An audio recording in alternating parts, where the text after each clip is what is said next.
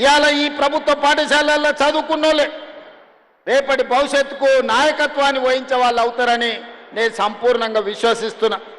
ఈ సందర్భంగా ఇక్కడికి వచ్చిన విద్యార్థులకు ఈరోజు ఈ వేదిక మీద ఉన్న ఎవరినైనా చూడండి, నేను కూడా ప్రభుత్వ పాఠశాలలనే చదువుకున్నా, మీలాగనే గ్రామీణ ప్రాంతంలో చదువుకున్నా. మీకు చెప్పినట్టే మామూలు టీచర్లు మా ఊర్లో చదువు చెప్పారు. 1వ తరగతి నుండి 5వ తరగతికి మా ఊర్లో చదువు ఉంటే మేము 6వ తరగతి చదవాలంటే 6 కిలోమీటర్లు అవుతానా కొండారెడ్డిపల్లి అనే మా సొంత గ్రామం నుంచి 6 కిలోమీటర్ల దూరాన ఉన్న తాండ్ర అనే విలేజ్కి వెళ్ళి మేము చదువుకునేది.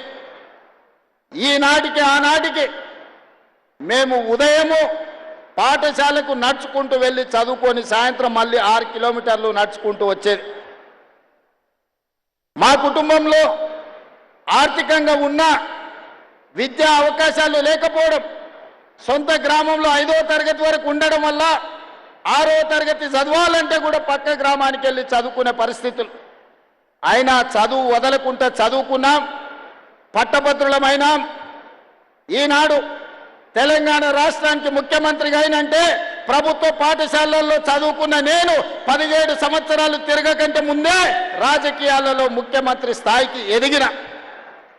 ఈరోజు కేశవరావు గారు లేకపోతే ఈ వేదిక మీద ఉన్న పెద్దలందరూ అక్నూరు మురళీ గారితో సహా మొదలు పెడితే డాక్టర్ మర్రి చెన్నారెడ్డి, జైపాల్ రెడ్డి గారిని ఇలాంటి వాళ్ళను కూడా తీసుకుంటే ప్రభుత్వ పాఠశాలల్లో చదువుకొని వచ్చిన వాళ్ళు.